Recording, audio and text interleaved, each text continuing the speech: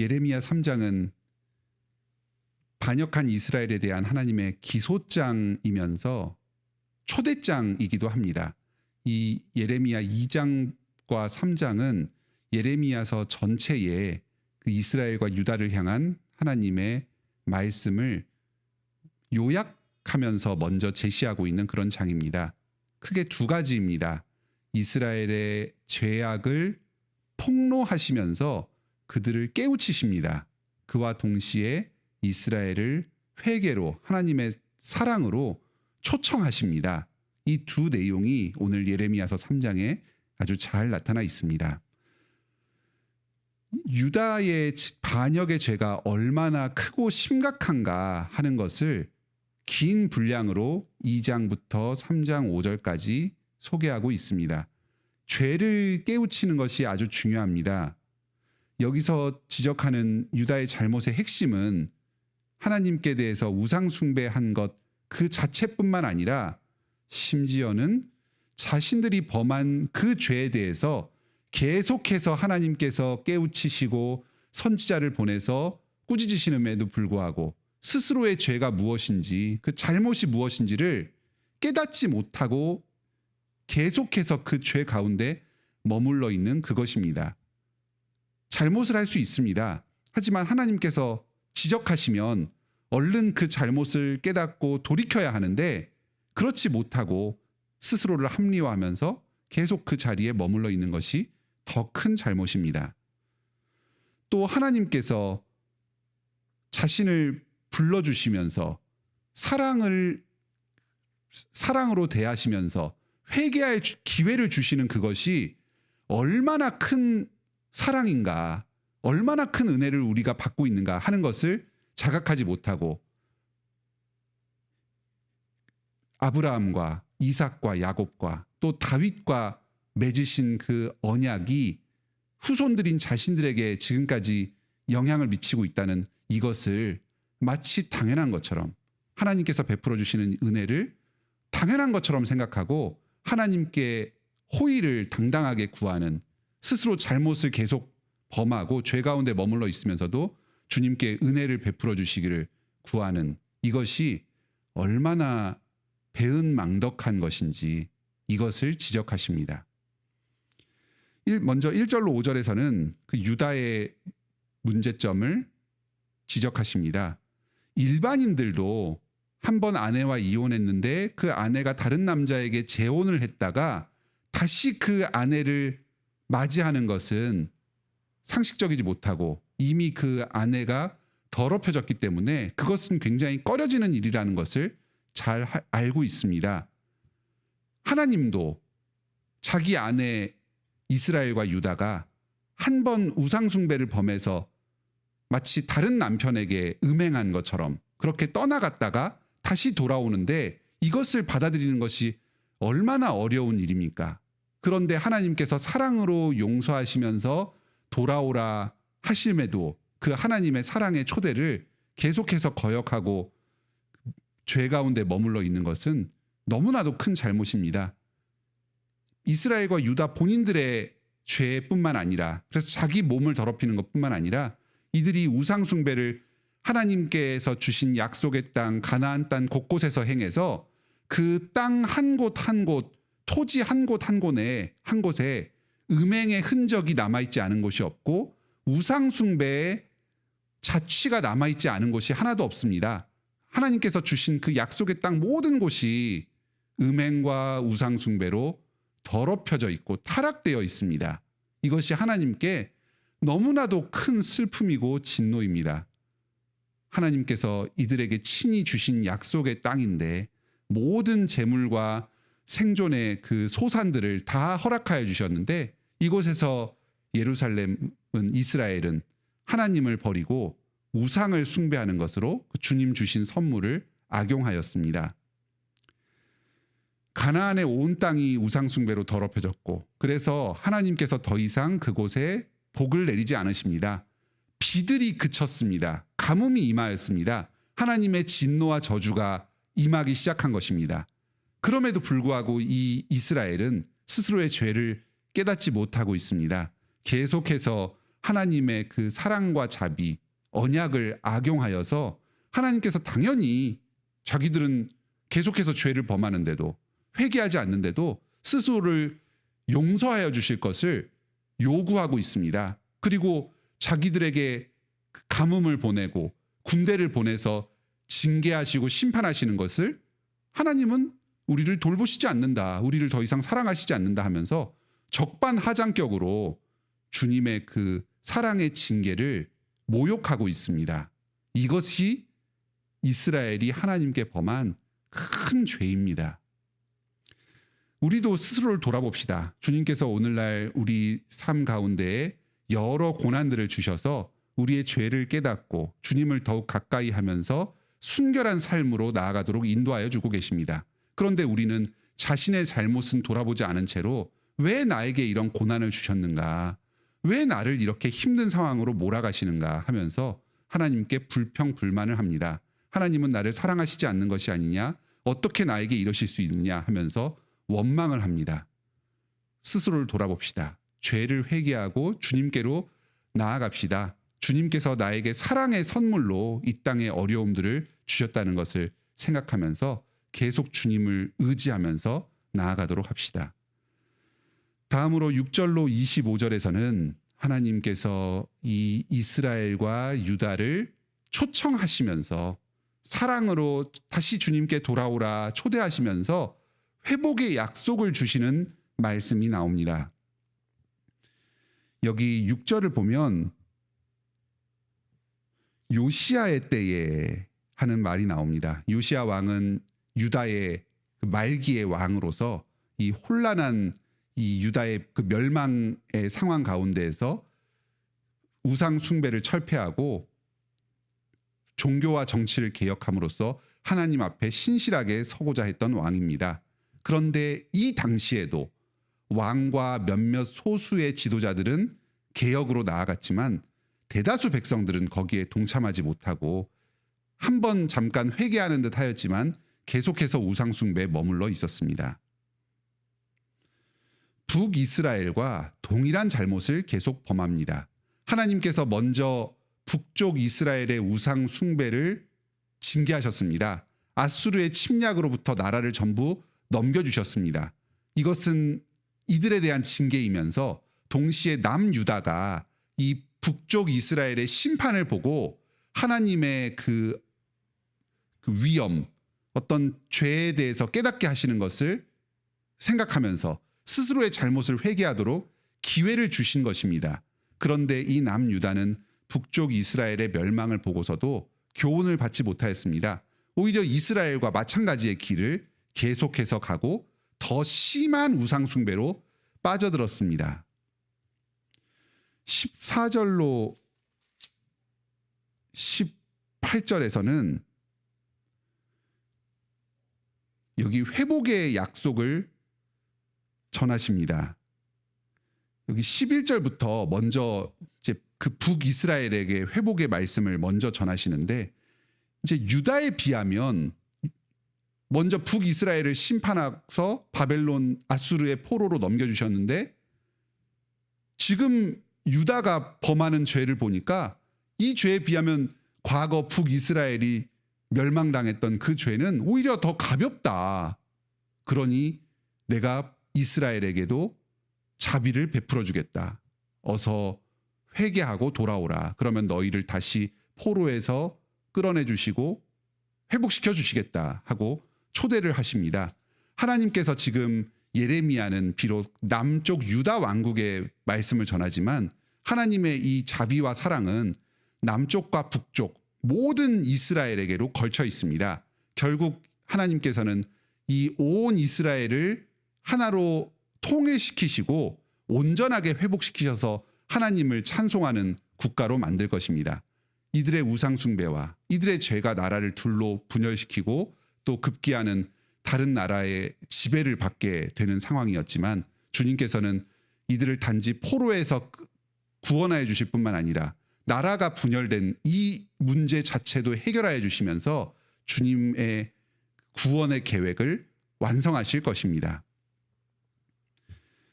여기 12절에 참 귀한 말씀이 있습니다. 배역한 이스라엘아 돌아오라. 나의 노한 얼굴을 너희에게로 향하지 아니하리라. 나는 긍휼이 있는 자라. 노를 한없이 품지 아니하느니라. 하나님께서 이 이스라엘이 얼마나 죄를 많이 범했는지를 앞에서 낱낱이 밝히셨습니다. 하지만 그럼에도 불구하고 다시금 돌아오라고 초대를 하십니다. 이들이 돌아오면 더 이상 내가 진노를 너희에게로 행하지 않겠다. 나는 긍휼이 많고 자비가 많은 자이다.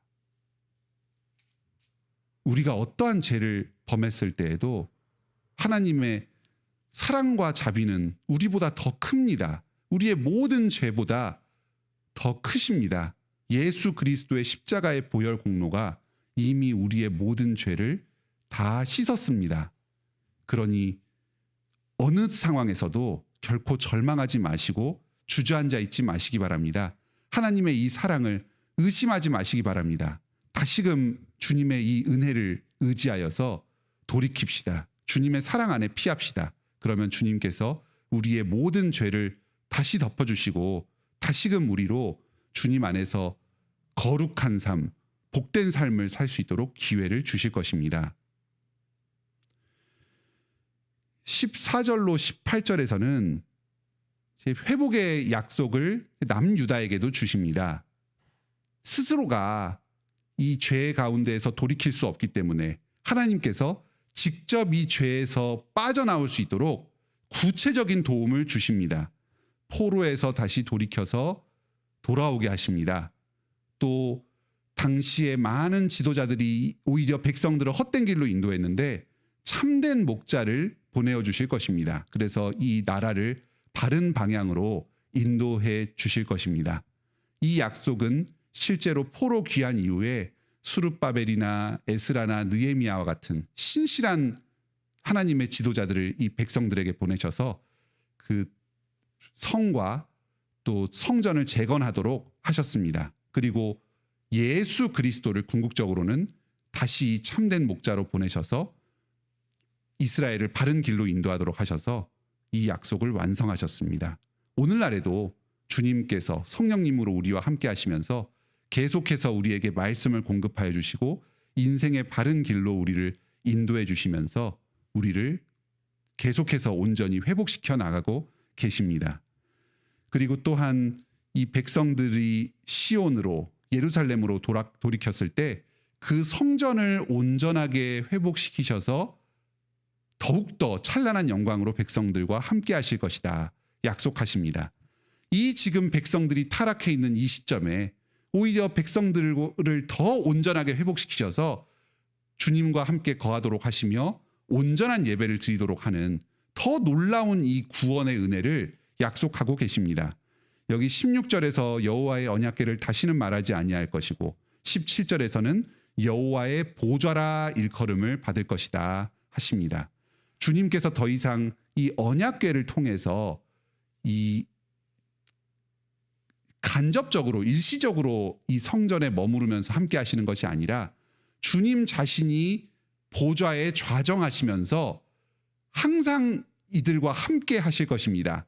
이 주님의 임재와 예배를 온전하게 회복시키실 것입니다. 이때에는 북이스라엘과 남유다가 하나가 되어서 온전한 이스라엘로 회복되어서 주님을 예배하고 찬송할 것이고 또 만방에서 백성들이 나와서 모든 하나님을 경외하는 자들이 다 함께 하나님을 예배하는 그러한 예루살렘이 될 것입니다. 이 성전의 회복, 예배의 회복, 그리고 하나님 나라의 백성들의 회복을 예수 그리스도께서 행하셨습니다.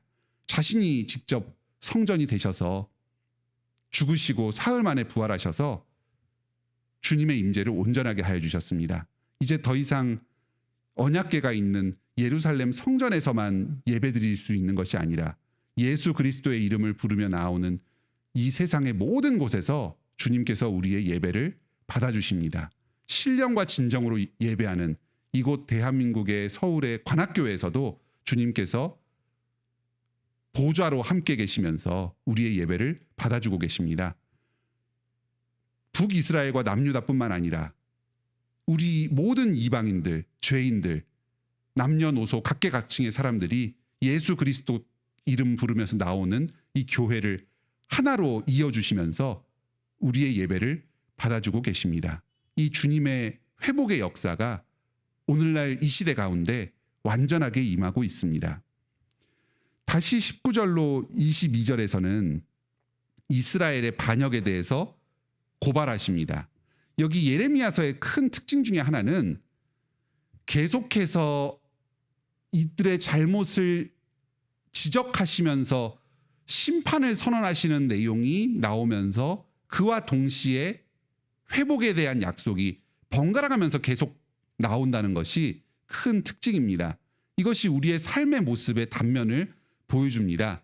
한편으로는 주님의 은혜를 받은 자이면서 또 다른 한편으로는 여전히 죄와 싸우고 계속해서 죄 가운데 힘들어하는 그러한 두 가지 측면이 있기 때문에 주님의 그 회복과 구원의 약속을 주시면서 또한 죄로부터 회개하고 주님께로 다시 돌이킬 것을 번갈아 가면서 계속 약속을 하시는 것입니다. 22절 하반절부터 25절까지는 좀 이해하기 어려운 맥락상 이해하기 어려운 내용이 나옵니다. 보소서 하면서 이 백성들이 주님께 회개함으로 나오는 것 같은 말씀이 나옵니다. 이것은 이 예레미야 선지자가 장차 이스라엘 백성들의 온전한 회복을 기대하면서 스스로가 이 백성들의 심정에서 주님께 그 회개의 마음을 토로하는 그러한 구절로 볼 수 있습니다. 예레미야가 지금 하나님의 말씀을 전하고 있지만 이 백성들은 여전히 반역하고 돌이키지 않고 있습니다. 하지만 예레미야는 장차 하나님께서 구원의 일을 이루실 때에 이 백성들을 돌이키셔서 주님께 회개함으로 나올 그 날을 소망하고 있습니다. 그래서 지금도 고난 가운데서도 계속해서 신실하게 주님의 복음을 전할 수가 있는 것입니다.